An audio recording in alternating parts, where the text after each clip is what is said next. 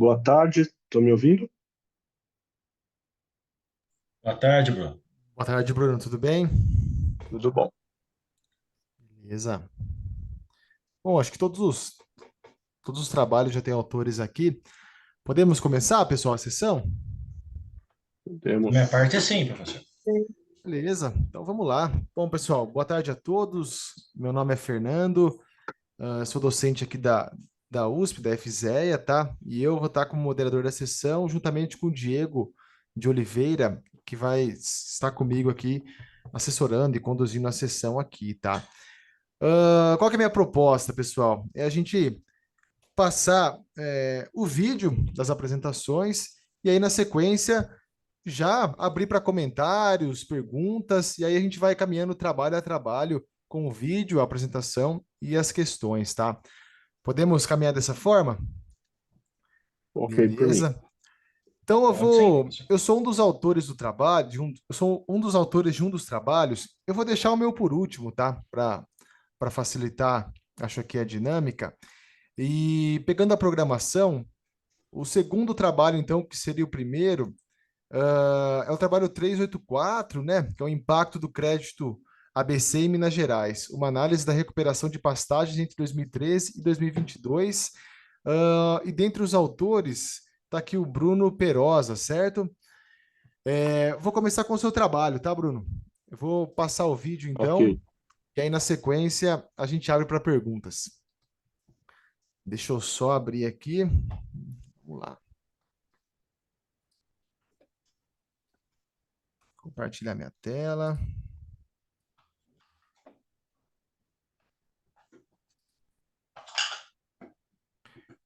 Acho que estão todos vendo a tela.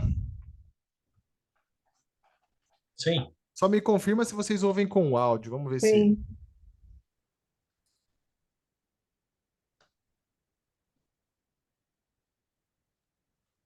sem áudio.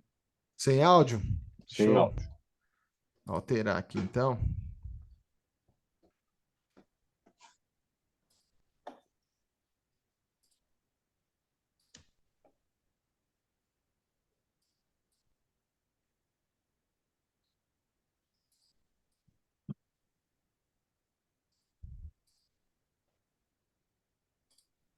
Beleza.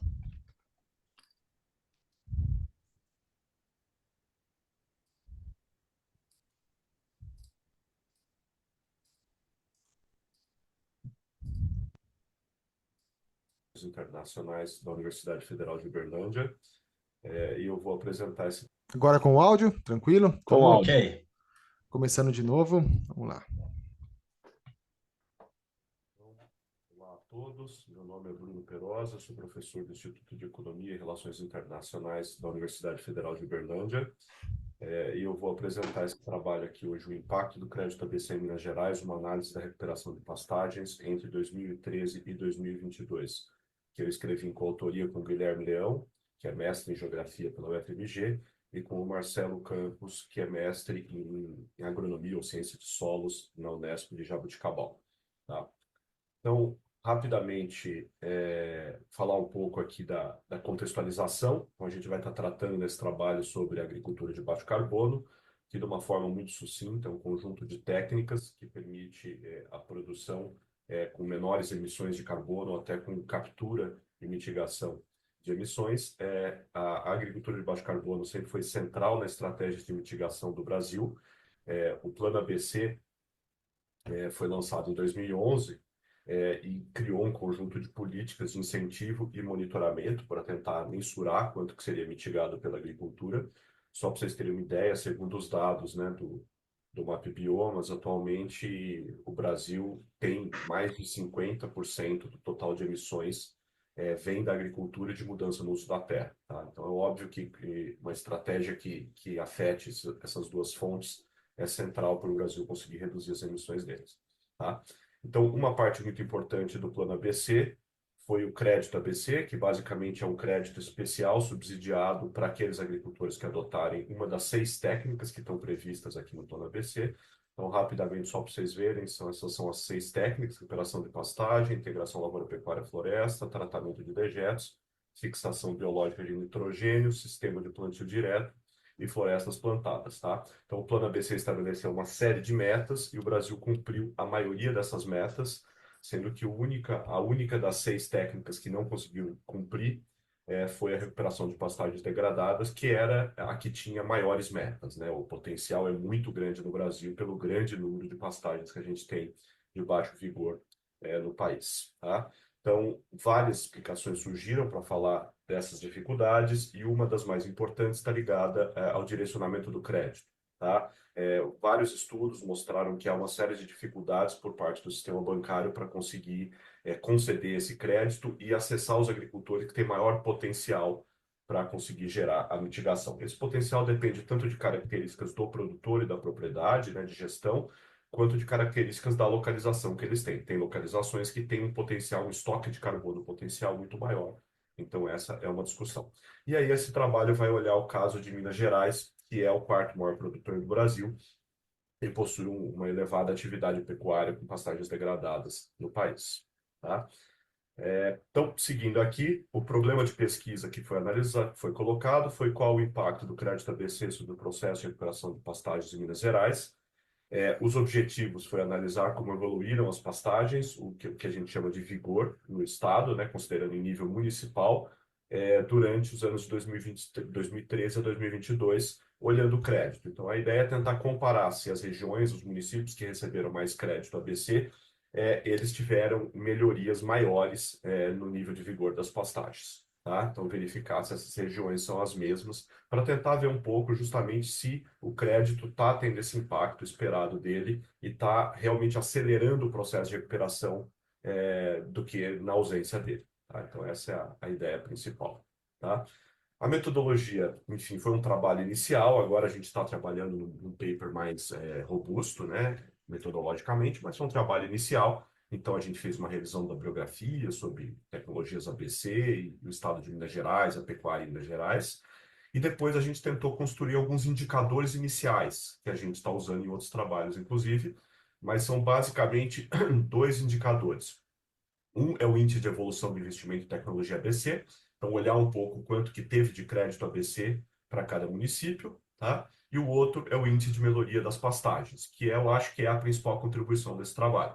A gente tentou criar, eu já vou explicar o método, um meio de saber como é que mudaram, né, o nível de vigor das pastagens para cada município. E aí, como base de dados, a gente usou para os dados de crédito, a matriz de dados do Banco do Crédito Rural, do Banco Central, e para nível de vigor da pastagem, a gente usou os dados do MAP Biomas, que tem, enfim, tudo já localizado e foi possível colocar em nível municipal. Tá? Então, esse é o índice de melhoria de pastagens, que eu falei que é o mais interessante, que é basicamente uma média ponderada. A gente tem os pixels em cada região de que a gente tem pastagem de vigor baixo, médio e alto, e a gente atribuiu o valor -1, 0 e 1 para cada um desses níveis, e a gente chega numa média ponderada. Então, aqui, por exemplo, se um determinado ano o município tem 40% de pastagens de vigor baixo, 30% de vigor médio e 30% de vigor alto, ficaria assim a contagem e ele ficaria no -10. Geralmente, quando fica negativo, é porque tem uma proporção maior de pastagens de baixo vigor do que de médio e alto vigor. Tá? Então, a gente tentou fazer essa conta. E aí a gente construiu uma série de mapas para fazer as comparações. Então, esse primeiro mapa, ele mostra aonde foi o crédito ABC para a agricultura em Minas Gerais. Dá para ver que é muito concentrado na região do chamado TEMAP, que é o Triângulo Mineiro e Alto Paranaíba, e pega um pouco do noroeste de Minas. Quando a gente considera para pecuária, a gente vê que essa região do noroeste de Minas e até aqui do norte acaba entrando mais na conta, mas ainda assim está muito concentrado nessa região do Triângulo Mineiro e Alto Paranaíba. Você vê que os municípios com mais crédito são esses, tá? Aqui a gente tem 4 observações, né? São 4 cross-sections ao longo do tempo para mostrar como evoluiu o vigor das pastagens de Minas Gerais e a gente chega à conclusão que vocês podem ver conforme vai ficando mais verde, quer dizer que está tendo uma melhoria das pastagens em Minas Gerais, então a gente vê que houve realmente uma mudança, né, de vigor nas pastagens que estão melhorando para todos os municípios aqui do estado de Minas Gerais, tá? Então a gente vê, é bem interessante observar isso, como teve essa melhoria muito grande nessa região aqui, tá? E isso meio que chamou um pouco a nossa atenção, porque tem uma parte dessa região que recebeu bastante crédito, como a gente viu, mas tem toda uma parte aqui de Vale de Jequitinhonha, Mucuri e do norte de Minas que recebeu muito pouco crédito e que teve uma melhoria bem substancial das pastagens, tá? Então, aqui é o índice da evolução dos investimentos, que reforça aquilo que a gente falou nos primeiros mapas, né? Uma concentração grande no Triângulo Mineiro e Alto Paranaíba. Então, a gente vê que o crédito foi aumentando ao longo dessas 4 observações de 2013, 16, 19 e 22, tá? E aí, no fim, a gente tentou fazer um exercício mais pontual, a gente ainda não tinha um método estatístico, que a gente comparou com os municípios que receberam mais crédito se eles tiveram uma melhoria maior de pastagem. E a gente observa que o dado não fica muito bem colado. Tem município, como por exemplo João Pinheiro, que teve um aumento de crédito, levando a um aumento da quantidade de pastagens de mais alto vigor, mas em outros essa relação não se observou, e é por isso que agora nós estamos fazendo exercícios estatísticos mais robustos para ver isso, tá? Então, por fim, aqui, as considerações finais, a comparação entre os índices revelam que houve uma melhoria. Como a gente falou aqui, tem regiões que não receberam muito crédito e tiveram melhorias grandes, né? Então, tem vários fatores que podem explicar essa discrepância, como o uso de recursos privados para o crédito, que é uma coisa comum, e a gente, nos futuros trabalhos, a gente está tentando olhar justamente essa questão, né, fazer estatisticamente algo mais robusto para tentar explicar como é que está acontecendo esse processo de tomada de crédito no Brasil e como isso está afetando a agricultura de baixo carbono.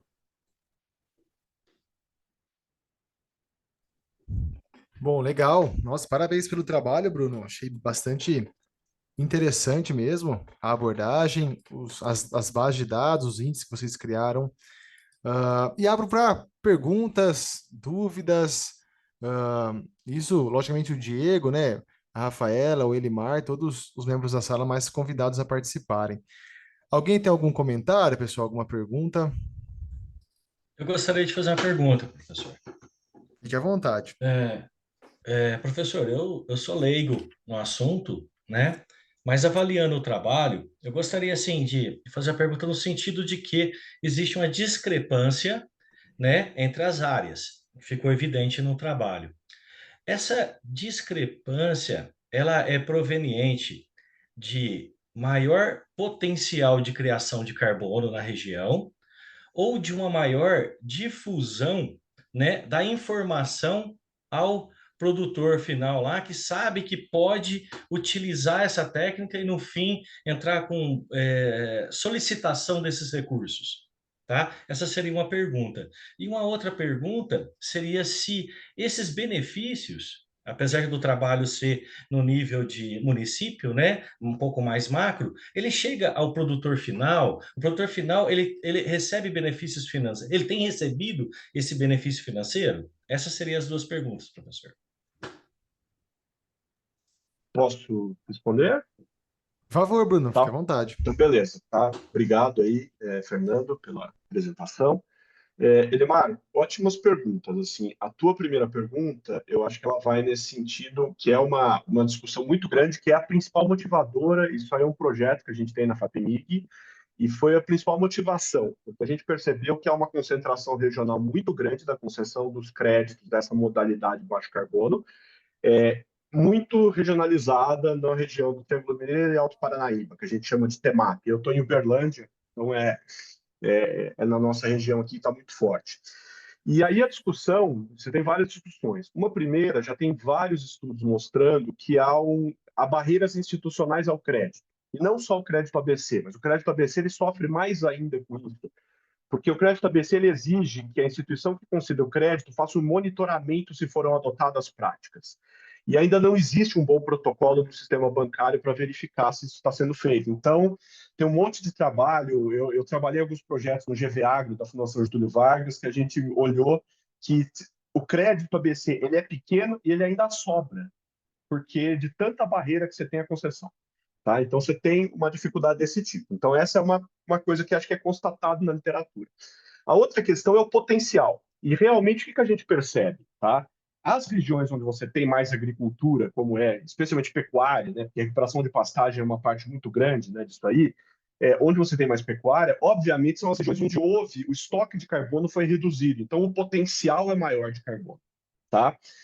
Nesse trabalho, a gente tentou fazer uma coisa bem rudimentar para ver isso, porque a gente ainda não tinha um bom método estabelecido. Então, o que a gente tentou ver essa história, né? A gente só tentou cruzar se aonde foi mais crédito, teve mais melhoria de vigor de pastagem. mas a gente não tinha uma medida do potencial, quanto que tem para recuperar de carbono. E é isso que a gente está fazendo na versão do paper de publicação que está sendo preparado agora. A gente tem um dos membros da equipe, que é o Marcelo, ele é um agrônomo, trabalha no Itaú na área de crédito de carbono, especialista em metodologia de mensuração de carbono no solo, tá? Então, o Marcelo ele criou para a gente uma medida e agora a gente está conseguindo cruzar se o crédito foi para as regiões de mais alto potencial de carbono. E a gente está observando que não tanto. Tá? O crédito não foi para onde realmente traria mais resultados em termos de mitigação de carbono. Tá? Então, a tua pergunta, Elimar, pegou a nossa dúvida principal, que é realmente o crédito está indo para o lugar certo ou ele só está sendo viesado pela estrutura bancária que está estabelecida nas regiões que tem mais agricultura. E, a princípio, os primeiros resultados mostram que ele não está indo para o lugar onde haveria mais potencial. Ele está indo para onde tem agricultura, onde tem banco, onde tem cooperativa. Tá? Que já é uma coisa, eu acabei de publicar um artigo na revista da Sober, que a gente fez um negócio do Programa de Seguro Rural, que é uma outra política. E aí a gente olhou que existe a mesma coisa. Aonde você tem uma estrutura bancária grande, sai muito seguro rural, que não necessariamente é a região que necessita mais, que tem mais riscos. Tá? Então eu estou fazendo várias pesquisas nessa de cruzar onde acontece e onde o potencial seria maior. Tá? Então essa é uma pergunta. Sobre a segunda parte da sua pergunta, se chega no produtor final, chega, porque no fundo é um crédito concedido ao produtor final. Se ele está tendo, digamos que, retornos por isso, eu entrevistei, é parte desse projeto, eu fiz muitas entrevistas em Minas Gerais com pequenos, médios e grandes, né? E eu vou ser sincero que eles não percebem, uma boa parte deles tem uma certa dificuldade em perceber ganhos, especialmente os pequenos e médios, eles não estão conseguindo perceber esses ganhos tão grandes que eles tiveram por essas ações de baixo carbono. Tá? Os maiores, que já têm mais escala e etc., eles percebem que a adoção das técnicas está trazendo grandes benefícios. Porque eles têm ganhos gerenciais, eles têm uma série de ganhos na propriedade. Tá? Todos reclamam que eles ainda não têm uma forma de agregar isso no valor dos produtos. Ainda tem muito pouco selo baixo carbono. Alguns frigoríficos, como o Minerva, Mafrig, JBS, estão fazendo agora carne carbono neutro, coisas desse tipo. Mas ainda há uma dificuldade do mercado de diferenciar o produto que é produzido sob condições de baixa emissão de carbono. Então, você ainda não está conseguindo rentabilizar e obter prêmios por estar adotando uma técnica mais sustentável. E isso é um grande limitante à difusão, né, da chamada agricultura de baixo carbono. Então, se eu digo assim, o dinheiro chega no produtor? Chega. Ele está conseguindo melhorar os preços e os mercados que ele atua por causa da adoção disso? Eles relatam muito que não. Tá? A gente tem que avançar muito no monitoramento e na certificação dos produtos que adotam essas técnicas. Eu trabalhei num projeto da Embrapa há uns 4 anos atrás e criou-se um protocolo que até foi adquirido pelo Mafrig. O Mafrig está adotando uma carne carbono neutra a partir do protocolo que a gente desenvolveu lá, junto com a Embrapa. E está começando, mas é uma coisa que é liderada por alguns grandes frigoríficos, não é uma coisa que o Estado está amparando. A gente está tendo uma discussão com a Secretaria de Agricultura de Minas Gerais agora para o Certifica Minas, que é um selo que tem no estado inteiro, que é um dos poucos selos estatais que a gente tem aqui no Brasil. Ele vai começar a adotar uma dimensão de baixo carbono dentro das dimensões que ele verifica. Seria mais uma forma de criar um mecanismo para premiar o produtor que adota esse tipo de tecnologia. Não sei se eu respondi totalmente, mas eu estou à disposição. Tá? Professor, respondeu sim, é um excelente tema. Parabéns pelo trabalho, contribui demais para a literatura e sucesso para vocês aí na segunda etapa do projeto. Obrigado, professores. Eu agradeço. Legal. Rafaela levantou a mão, fique à vontade. Eu gostaria de fazer uma pergunta, posso, professor? Fique à vontade. Pode? Então, me gerou uma curiosidade, né, afinal, sobre essa questão de se o produto ele percebe, né? Principalmente o pequeno e o médio, ele não percebe. E aí me veio muita questão sobre o ecossistema, né, no qual esses produtores estão inseridos. Se eles conseguem, o ambiente no geral lá consegue captar o valor que está sendo agregado, né? Se eles têm essa percepção de como é que está o ecossistema, assim, na verdade, né? Deixa eu perguntar de volta um pouquinho. Eu não sei se eu estou sem som. Por favor. Tô ouvindo, não. Tá com Tá. som, Bruno. Então, assim, a minha pergunta é: será que o que você está chamando de ecossistema? Eu não sei se eu entendi exatamente o que seria um ecossistema, tá? O que eu quis dizer na resposta para o Elimar, e você me disse é isso que você está perguntando, é que existe uma diferenciação de mercado muito reduzida ainda para o produtor conseguir comercializar. Ele não tem canais de comercialização que permita que ele comercialize tendo um prêmio por um produto que é produzido em baixo carbono, tá? O governo federal, não sei se esse ecossistema, o governo federal está trabalhando em alguns projetos agora para tentar monitorar e certificar. Por exemplo, uma coisa que está acontecendo agora, essa lei de todo mundo está falando do desmatamento da União Europeia, ela está sendo vista como uma oportunidade de articulação de atores públicos e privados do setor para tentar criar mecanismos de monitoramento que a gente chama de MRV, monitoramento, relato e verificação, usando ferramentas de satélite. A própria Embrapa já tem algumas ferramentas desse tipo, tá? Para conseguir gerar essa informação e a partir disso conseguir agregar um valor maior no produto. O grande problema que eu acho que tem, Rafael, é que o custo de monitorar, muitas vezes, ele é maior do que o custo de fazer.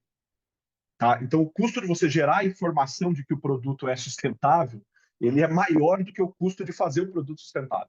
Então, se você não cria um sistema escalado, né, com escala, para fazer monitoramento com instrumentos remotos, sensoriamento remoto, etc., você não consegue gerar essa informação num custo viável. Tá? E aí que está a boa parte, porque se você não gera informação, você não consegue agregar valor no produto. Tá? Então, eu não sei se, assim, se eu diria que tem um ecossistema, assim, existe um sistema de inovação nos sistemas de monitoramento. A Embrapa tem atualmente, eu tenho trabalhado com os pesquisadores lá da plataforma BC da Embrapa, e eles têm desenvolvido um sistema chamado AgroTag, que é um aplicativo de celular. Você coleta todas as informações no campo e vai tudo para uma nuvem e já meio que cruza com satélite para ver se é verdade o que está sendo dito. Então, está se desenvolvendo, está tendo um grande desenvolvimento nisso, mas a gente ainda não tem uma implementação em larga escala, o que faz com que os produtores fiquem bastante desanimados quanto aos resultados que eles obtêm a partir de adotar isso. A não ser o grande produtor, que pode ter um canal já de comercialização melhor, que valorize isso, ele até pode criar um marketing pessoal a partir de ter adotado isso, né? Hoje em dia, além das certificações de terceira parte, está se criando muito instrumento de comunicação. Uma certificação de primeira parte, tem um QR Code no produto que você clica e ali fala da propriedade, das técnicas que adota. Então, talvez um grande produtor consiga transformar isso num prêmio de preço. Mas o cara que vende direto para a indústria, se ele não conseguir agregar uma informação de sustentabilidade, isso não vira dinheiro para ele. E essa é um pouco de uma decepção de muitos dos que adotaram. Vários falam: olha, melhorou o meu sistema produtivo, eu acho que eu estou mais resiliente à seca, as técnicas ABC estão me trazendo vantagens produtivas, mas eu ainda não percebi uma vantagem mercadológica em adotar essas técnicas. É o que eu tenho ouvido na maioria das entrevistas que eu tenho feito. Legal. Beleza, pessoal. Então, parabéns, Bruno, novamente pelo trabalho. Eu também Obrigado. achei muito interessante. Tinha alguns comentários, mas pelo tempo, eu vou passar para o próximo trabalho e depois eu entro em contato contigo para a gente trocar figurinha também. Bom, seguindo o programa aqui do SEMEAD, o próximo trabalho é o 1263, é o desempenho da exportação brasileira de goiabas, mangas e mangostões, de 2016 a 23, aplicações dos métodos CMS e IVCR. Aqui com a gente está a Rafaela, né, como uma das autoras do trabalho. Eu vou só compartilhar minha tela aqui.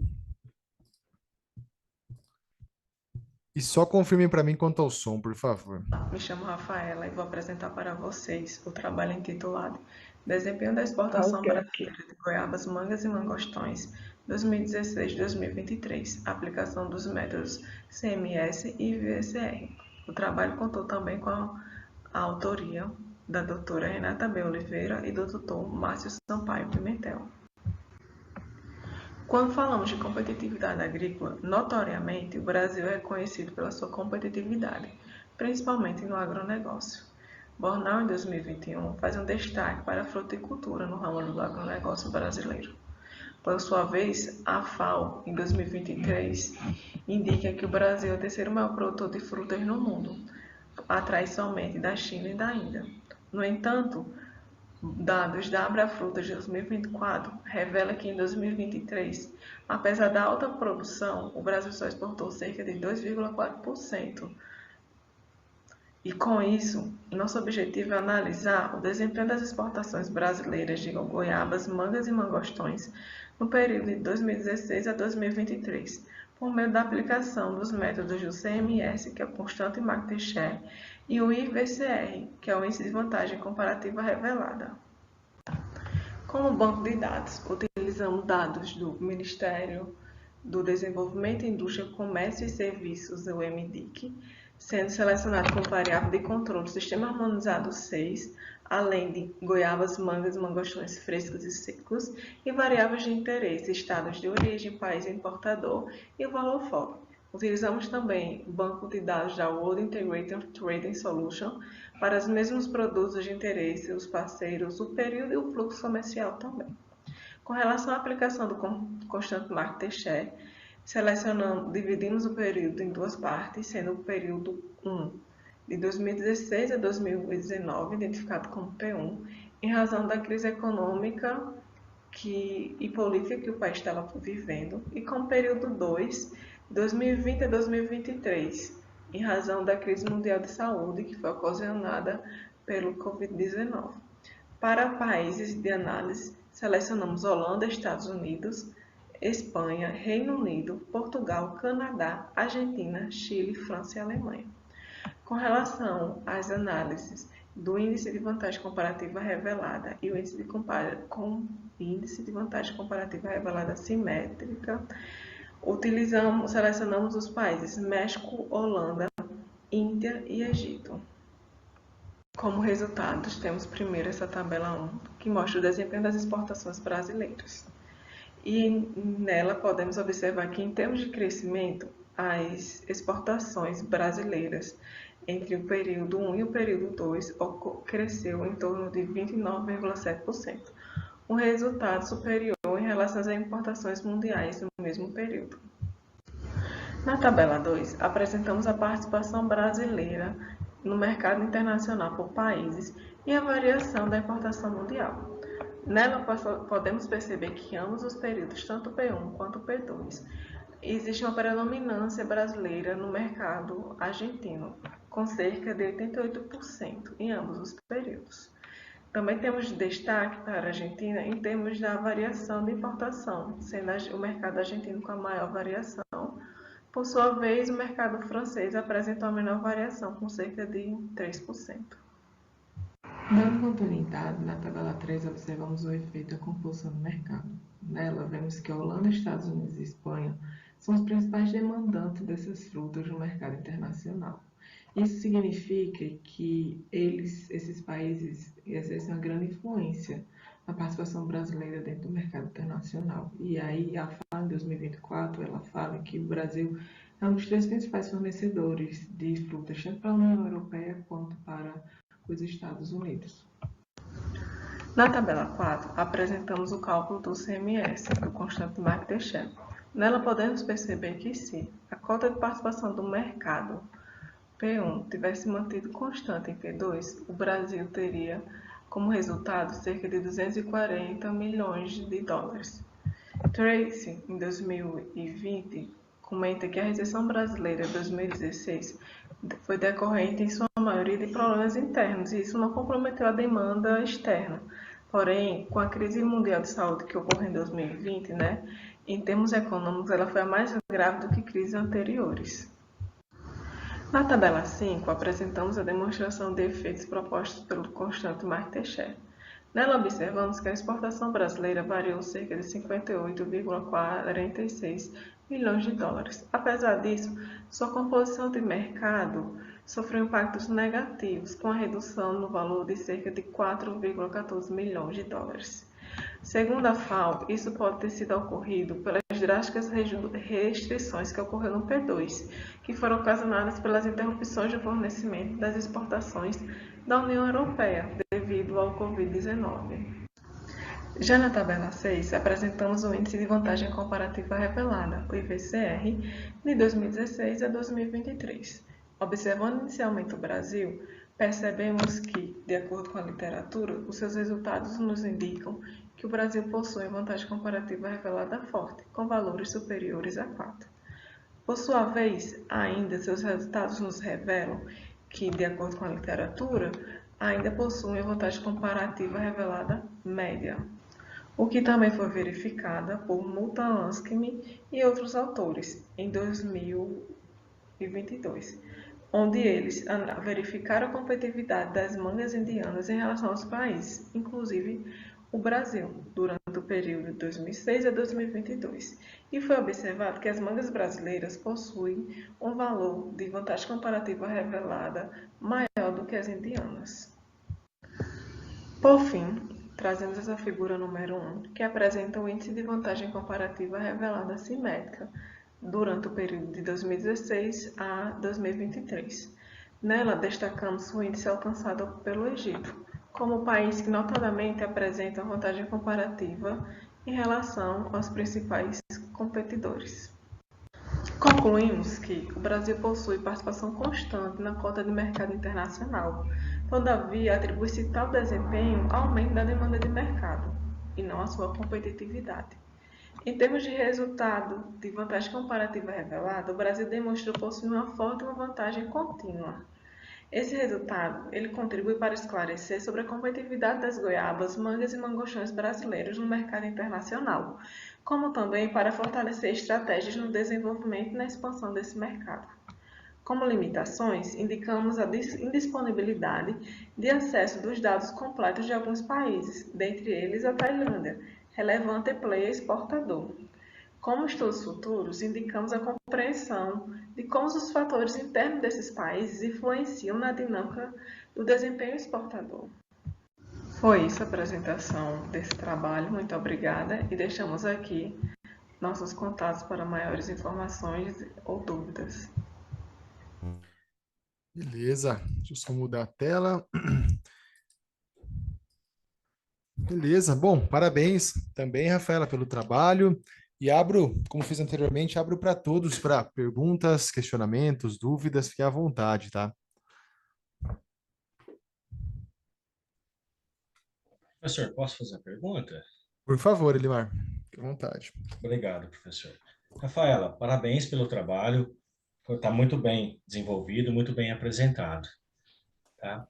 Rafaela, eu estava avaliando o trabalho e vi que você destaca dois pontos, né? Eu até tenho alguns trabalhos nesse tema eu chamo de choque exógeno, né? Que são fatores externos, tal como a Covid é um choque exógeno, né? É algo que a gente não controla, vem de fora, e o P1, que é outro choque que você teve.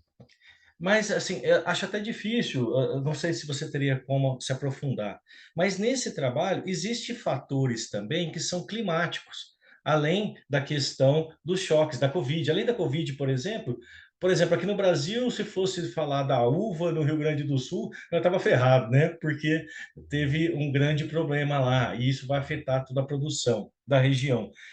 O que eu quero dizer assim, existe como você dar uma tacada no trabalho a respeito de fatores climáticos que possam influenciar ou justificar o desempenho maior de um país com relação a outro? Eu não sei se seria pertinente para o seu trabalho, mas eu imagino que poderia enriquecê-lo. Então, eu acho que poderia sim, a gente, no caso, como a gente seleciona esses dois períodos de interesse, né, com um foco mais voltado para a economia, que foi tanto o período fim da recessão, e é período de transição, né, e a questão da Covid, a gente teria que investigar quais fatores climáticos poderiam ter interferido nisso, né, poderiam ter interferido nesse desempenho. Só que, no nosso caso, a gente focou no desempenho exportador em si. E aí a produção, ela não se torna um fator muito importante para o Brasil nesse caso, porque a gente tem acompanhado, no caso das frutas, né, tem sido uma crescente, uma constante. A Covid, tanto o problema anterior citado, né, que foi a crise política, ela não interferiu significativamente na produção em si, continuamos produzindo bem.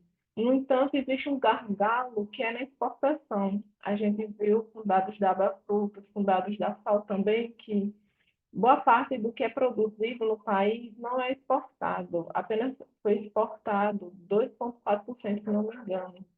E aí, boa parte das frutas que são produzidas, metade vai para consumo in natura, para possivelmente passar pelo processo da agroindústria, né, para ir ser exportado, mas frutas frescas em si mesmo, né, só uma margem muito pouca, né, 2,4% do percentual que a gente tem de produção, que a gente sabe que é vasto, que é grande. Mas acredito que seja válido sim, Elimar. Tá certo, Rafaela. Muito bom. Parabéns pelo trabalho, viu? Obrigada. Legal, mais algum comentário? Bom, assim, parabéns pelo trabalho, Rafael. O meu comentário também não é nenhum questionamento, mas também vai um pouco na linha do Elimar, né? Então, eventualmente, agregaria nas análises variáveis endógenas mesmo, né? E outras exógenas também, né? Então, pegar os custos de exportação, vários índices ali, né? De concentração de mercado, dependência de clientes. E aí você comentou, né, que vai pouco para o mercado externo. Então, eventualmente, dá para se agregar outras variáveis também ali para justificar as oscilações ali e o andamento dos mercados. Mas é isso, parabéns pelo trabalho também. E deixa eu só me lidar com a minha tela agora aqui. Eu vou para o outro trabalho, então, e eu trabalho 197, então é o modelo Adaptive Neurofuzzy Inference System, ANFIS, para predição do preço do café. E dentre os autores do trabalho, está aqui com a gente o Elimar. Deixa eu só compartilhar minha tela. E foi. Olá a todos. Esse trabalho aborda o modelo Adaptive Neurofuzzy Inference System para a predição do preço do café. Esse trabalho foi elaborado por mim, Elimar Veloso Conceição, em parceria com o professor Fabiano Guache Lima e o professor Rafael de Freitas Souza, todos da FEA USP de Ribeirão Preto. É de vasto conhecimento que o setor agroindustrial impacta significativamente na economia, em seus mais variados níveis, local, regional, nacional. Então, a previsão de preços desse setor é uma tarefa de importante complexidade, principalmente considerando os vários fatores de risco que a produção agrícola está exposta. Dessa forma, essa previsão de preço é crucial para toda a cadeia de produtores, processadores, corretores, especuladores e todos que precisam fixar o preço de seus produtos. Dentre os produtos agrícolas, o café desempenha um papel relevante dentro dessa economia global. Eles impactam diretamente o resultado da balança comercial internacional de um país. E as flutuações de preço geram riscos para os diversos envolvidos. Nesse contexto, os modelos prognósticos são instrumentos matemáticos empregados para antever um padrão de comportamento, a fim de facilitar o processo de tomada de decisão. Vários estudos exploram diversos modelos, seja o modelo de suavização exponencial, o modelo ARIMA ou até mesmo redes neurais para previsão de preço de commodities agrícolas. Vistos que os modelos de aprendizagem de máquina e inteligência artificial têm ganhado relevância nesse contexto. As redes neurais artificiais, sistema de inferência fuzzy, emergem como abordagem dessas técnicas. Nesse sentido, esse trabalho ele explora e pesquisa se o modelo ANFIS ele demonstra maior eficiência preditiva na análise das séries temporais das flutuações do preço do café do que os outros modelos. A figura ela resume o modelo ANFIS. Ele parte de um sistema de entrada, passa por um processo de fusificação por meio de funções de pertinência, existe um sistema de inferência na qual é considerado uma base de conhecimento e após isso ele traz um resultado final da amostragem estudada. O modelo ANFIS ele é bem parecido com o modelo de redes neurais. Ele tem os mesmos processos de entrada, só que por meio de funções de pertinência, na qual a cada neurônio ele tem regras e pesos distintos. A partir de um conjunto de regras de entrada no sistema, ele passa por cada etapa ponderando com os resultados e fazendo a sua reaprendizagem. O resultado final é a somatória de todos os pesos multiplicados de cada neurônio em cada parte da cadeia. Nós utilizamos como dados o levantamento dos preços recebidos pelos produtores na venda de sua produção, dados fornecidos pelo IPEA Data. Foram utilizados 120 observações mensais, o que representa 10 anos. 90 dessas observações foram utilizadas para treinar o modelo, o que representa 75% da amostra, referente ao período de setembro de 2013 a fevereiro de 2021, e 30 das observações para testar os resultados apresentados pelo modelo, o que representa 25%, referente ao período de março de 2021 a agosto de 2023. Depois nós implementamos os métodos clássicos de suavização exponencial, o modelo de média móvel integrado autorregressivo e o modelo de redes neurais. E, por fim, nós implementamos o modelo ANFIS. Nós elegemos o MAP, que é o indicador percentual de erro. Nós aplicamos todos os demais. Entretanto, nós fizemos a comparação para esse estudo, pelo presente estudo, com base no MAP, para facilitar a visualização e identificar qual modelo apresenta melhor acuracidade. Isso é interessante para essa pesquisa porque ela mostra uma tendência linear até março de 2021. Depois disso, existe uma significante mudança de tendência na série avaliada, o que pode comprometer os modelos de predição. O gráfico abaixo de treino, ele sugere uma ausência de autocorrelação dos resíduos e também ausência de defasagem.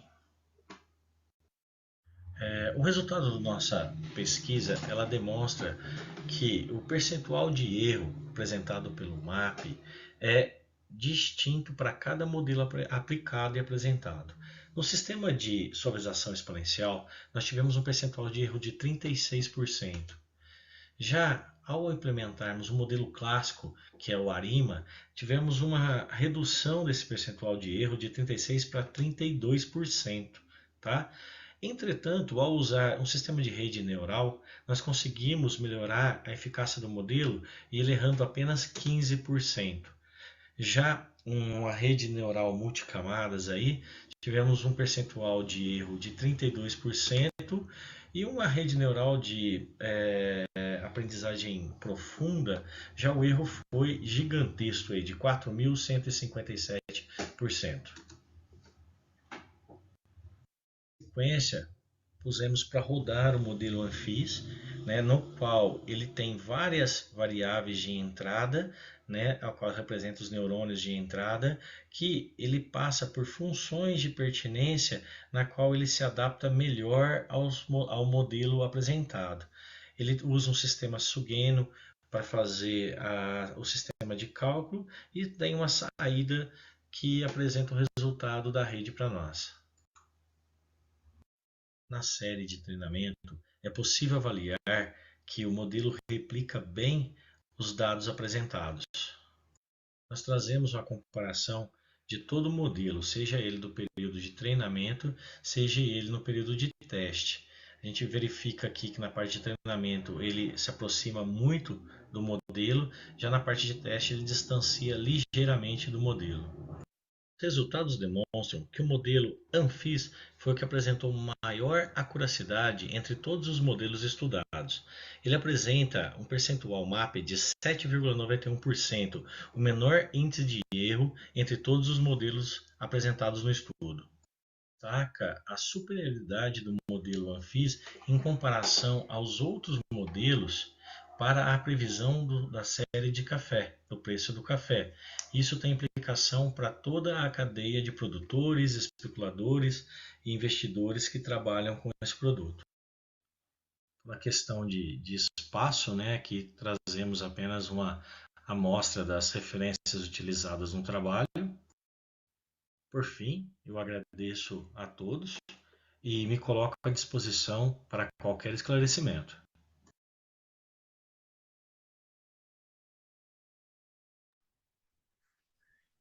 Bom, legal. Parabéns pelo trabalho também, Elimar. Abro para perguntas, questionamentos. Fiquem à vontade, pessoal. Eu vou tentar, Elimar, eu vou ser sincero que eu sou bem ignorante no modelo, né, basicamente, de previsão, tá? Então eu vou até fazer perguntas, tá, que são um pouco rudimentares, tá? Mas que para mim seria interessante para entender melhor, tá? Imagino que você está trabalhando com o mercado de café commodity, onde tem, enfim, o mercado de bolsa, né, que a gente tem os preços disponíveis, tá? É, o teu modelo, eu não sei se eu perdi essa parte, mas assim, ele considera variáveis tanto de estoques quanto variáveis de produção, correto? Não, professor. O modelo de predição, né, ele entende que todas essas informações, eles já estão intrínsecas no preço. Né? Então, quando você trata um modelo de predição com rede neural ou qualquer método que existe estatístico aí, ele não pega variáveis externas, ele não coloca nenhuma outra variável no modelo e ele fala assim, ó, dentro do preço, ele reflete tudo o que pode existir, se é estoque, se é Tá. qualquer outra variável externa que pode existir. Então, é o preço cru mesmo. Mas assim, o que está explicando o preço? Desculpe a ignorância, você percebe pela minha pergunta que eu tenho muito Tá? pouco fundamento sobre como funciona o modelo de predição. Eu entendo, tá tudo no preço, mas assim, você está querendo explicar para onde vai o preço, não é isso? É um modelo de Sim, predição. E assim, o que sim. está sendo usado como variável explicativa de para onde está indo esse preço? Essa é a minha dúvida, desculpe. Ele usa o comportamento do preço, certo? Como que esse Ah, preço se oscila, se ele está com é como se fosse uma coisa mais simples, uma tendência de alta, ele tende a subir, mas ali ele compara pedaços do que aconteceu no passado com o preço. tá, Ó, quando ele subiu 3 vezes, ele vai subir a quarta. Né? Toda vez que ele subir 5 vezes e cair uma, ele vai para essa direção. Então ele vai juntando tudo isso no modelo matemático e ele tá, reflete isso para frente. Só que de uma forma muito entendi. mais inteligente, né? Porque ele capta pedacinhos por pedacinho. Ele fatia a série em milhões de pedaços e ele vai fazendo Tá. simulações. Ó, subiu, subiu, subiu, desceu. Ah, então ele subiu 5 vezes, na sexta ele desce. Eu estou falando de forma bem simplista, Não, eu tá? entendi. Mas Agora, eu acho que eu já vi, seria como. Desculpa te interromper, mas tá meio atrasado. tá, É como aqueles modelos que usam para ação de previsão, ex- diferenciação, é isso? é o mesmo modelo, inclusive. Né? Na realidade, Eles. Tá, eu estou desenvolvendo um para fazer cálculo de opções. Aí eu fiz o teste com o café. Ele ficou lindinho tá, demais. entendi. Entendi, desculpa, não tem microfundamentação. Basicamente baseado em Não, mas é claro. comportamento passado. É isso, tá. Exatamente, exatamente. Mas a Muito, ideia muito nossa é essa, interessante. conversar a respeito. Não, muito interessante. Não, legal, esse era um questionamento que eu também tinha. Então, basicamente, a previsão é dos padrões, né? Ele identifica padrão, e aí, para ele projetar para cima, e na sua série de preços, né? Achei que ficou, o erro foi bem pequeno, né? O modelo previsto, a previsão ficou muito próxima do real, mesmo com aquela quebra de tendência, né? Então, você mostrou lá num período passado muito linear e o último período, o preço do café subindo, né? E mesmo assim, o Exato. modelo ele foi capaz de se ajustar ali com um percentual de erro pequeno, né? Bem interessante. Essa é o diferencial desse modelo, professor, que os demais ele tende a se perder quando Uhum. existe uma troca de padrões muito grande. Né? E esse modelo por lógica fuzzy, ele se adaptou muito melhor a esse tipo de comportamento do mercado, do preço de mercado. E uma dúvida aí, por curiosidade, você usou o R, Python, o que que você usou para rodar? MATLAB, foi no MATLAB? MATLAB. Legal. Foi um sistema híbrido. Na parte de Arima e as outras coisas, foi tudo no Python. Mas aí depois eu fiz ó, o modelo Fuzzy bem no MATLAB mesmo. Legal, vou dar uma Ele, investigada ele, futura aí. ele tem umas bibliotecas muito interessantes, o MATLAB, para isso. Sim. Legal, parabéns, Elimar. Obrigado, Pessoal, professor. vou para o último trabalho. Eu sou um dos autores, então fiquem à vontade aí para perguntar também, mas vamos lá. Deixa eu só mudar minha tela aqui. E na gravação foi um outro autor que fez a gravação também. Então, foi.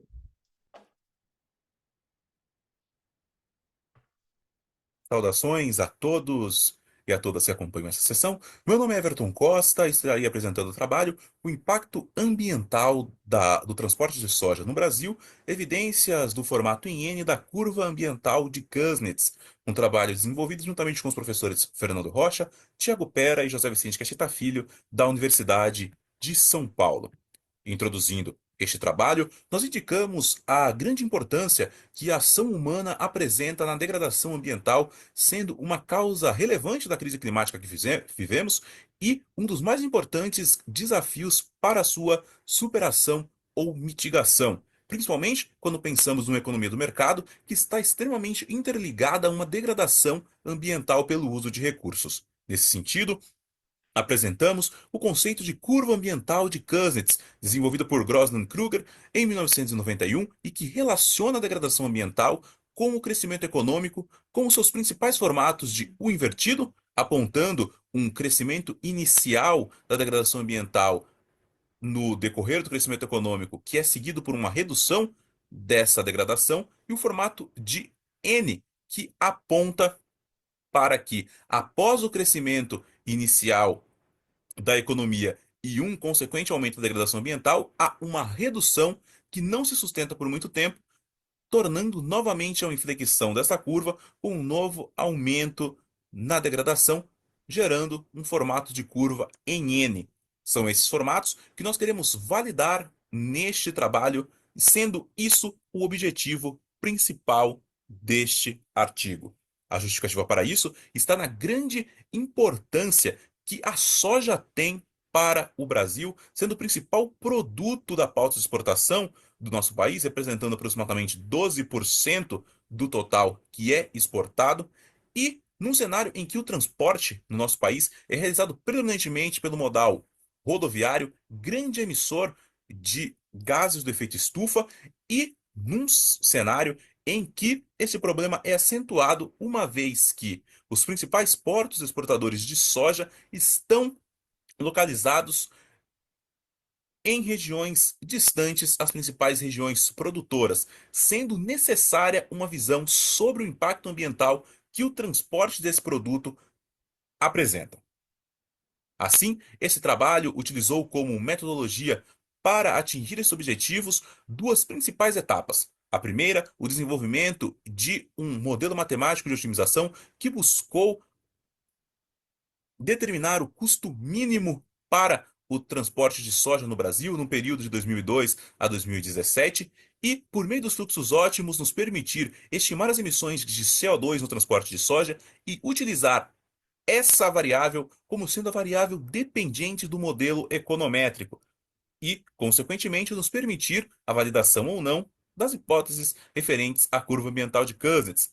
Para isso, no modelo econométrico, utilizamos dados em painel dinâmico por meio do System GMM para validar por meio de dois modelos principais a curva ambiental em seu formato de U invertido e no seu formato de N, sendo que essa determinação ocorre por meio do sinal dos coeficientes beta 1, beta 2, no caso do formato em U, e também do coeficiente beta 3 para o caso do formato de N, sendo que esses coeficientes estão relacionados à variável de desenvolvimento econômico, que para o caso deste trabalho é a variável associada ao PIB da soja, uma proxy desenvolvida para que pudéssemos utilizar neste trabalho, considerando o valor da produção e a representatividade da agropecuária no PIB do agronegócio como um todo.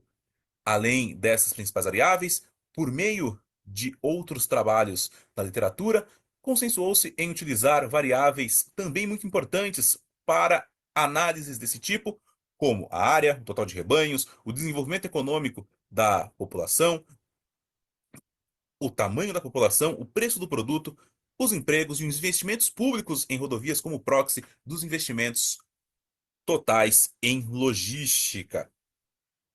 Apenas, então, adentrando no modelo matemático que foi utilizado para minimização, nós utilizamos como as principais restrições desse modelo a produção de soja como uma restrição de oferta, a capacidade dos portos, a capacidade dos terminais de transbordo e a capacidade operacional das fábricas moageiras, uma vez que nós consideramos três grandes fluxos principais no transporte de soja: um fluxo para exportação, um fluxo para exportação utilizando soluções intermodais e um fluxo de mercado interno.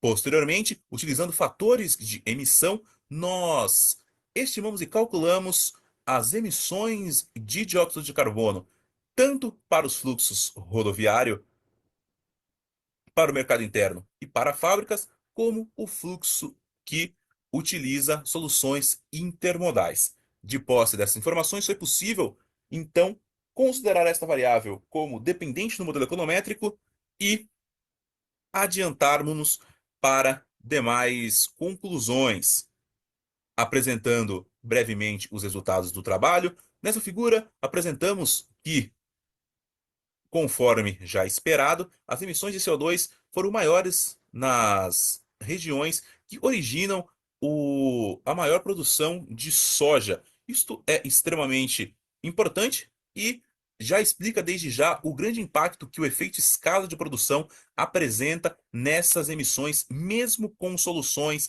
intermodais que são importantes para a mitigação deste cenário.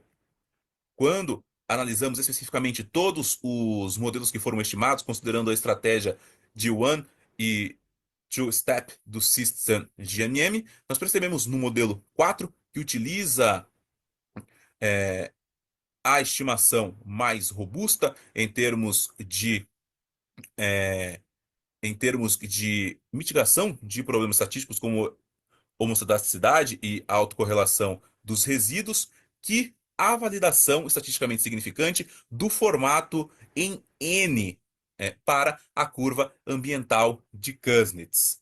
Além disso, por meio desses resultados, nós conseguimos, quando vamos para um recorte de microrregiões, perceber que as regiões mais dinâmicas da produção de soja no Brasil ainda já estão na segunda fase ascendente da curva ambiental de Kuznets, apontando que, mesmo com o uso de soluções intermodais, essas soluções não foram suficientes para reduzir as emissões a um nível suficiente do avanço da produção, indicando que o efeito escala é extremamente relevante para as emissões do transporte de soja. Neste sentido, o trabalho conclui e traz como fundamental contribuição a importância de discutir a intermodalidade e novos investimentos e soluções entre o setor público e privado para reduzir as emissões no transporte de soja. Muito obrigado.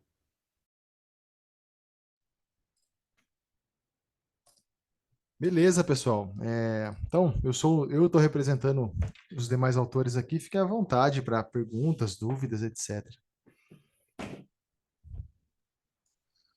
Tá, Fernando, parabéns aí pelo trabalho, muito interessante, né? É uma questão, eu vejo o meu trabalho é tentando olhar emissões na agricultura. Nossa, vocês ouviram? Teve um trovão que tremeu tudo.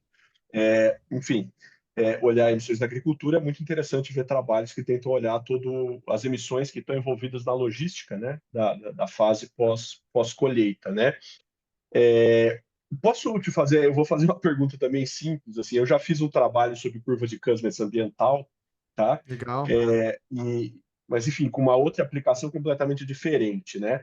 Então, de certa forma, a ideia da aplicação da curva de Kuznets aí seria de vocês que, assim, numa primeira fase da região produtora e que faz escoamento de soja, você teria um grau de emissão muito alto por unidade, e aí, conforme vai escalando isso, você vai conseguindo reduzir meio que a emissão média da exportação? Seria essa a ideia? Aqui foram as emissões durante as operações de transporte, município de origem, porto de exportação ou moageira do mercado interno. E assim, a curva, né? Então, ó, no começo ali, beleza, só tem produção, não tem infraestrutura, depois chega investimento em infraestrutura multimodal, ferrovias, cai a emissão do transporte, mas depois o investimento cessa, reduz, né? Diminui a escala e o aumento da produção, de novo, demanda mais transporte, joga para cima as emissões originadas, as emissões do fluxo originado naquele município produtor. Tá. Então, o formato fica em U. Ficou em N. Ele Ficou em sobe, N. Ele desce, depois ele sobe de novo, porque o investimento parou, né? O investimento supriu uma demanda represada, tá. e aí a produção Vai ter continua aumentando. um novo ciclo de investimento em logística que vai levar a um aumento desse coisa. Bem interessante isso. E aí Exato. Então, vocês conseguiram chegar, por exemplo, né, pensando no formato do N, né, qual que é a escala que leva a menor emissão por quantidade exportada, por quantidade escoada, desculpa, não exportada. boa pergunta. Eu Eu não sei confesso se que... não precisa me falar assim, o valor exato, que eu também não Uhum. vou ter domínio, mas é assim, tipo, municípios médios, os grandes exportadores, o que seria? Esse trabalho, ele foi derivado da dissertação do Everton, que apresentou, né? Dissertação de Hum, mestrado lá na Exalc, né?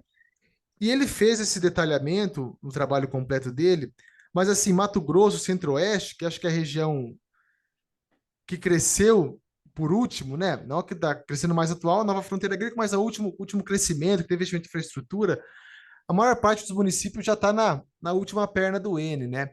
A gente vê que no Paraná, no sul, regiões já mais consolidadas há mais tempo, está mais equilibrado, assim. Então, assim, porque a escala da produção também não está numa dinâmica muito legal. diferente, tá?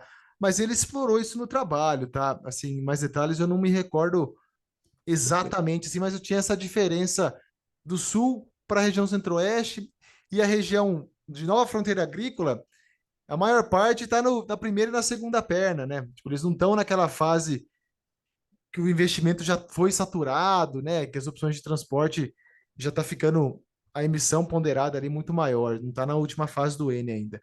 Mas ele faz esse Tá, detalhamento, sim. legal. Parabéns. Obrigado.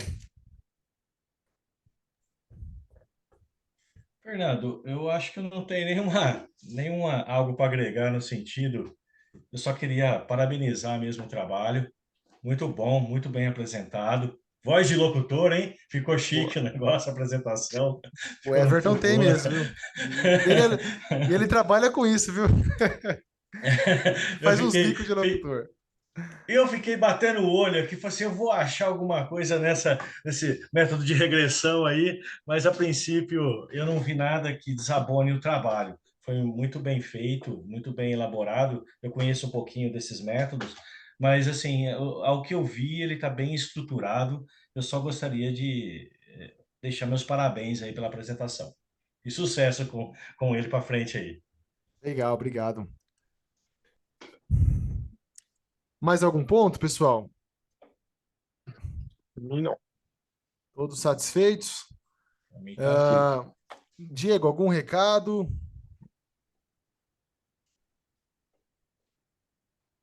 Diego, tá ouvindo?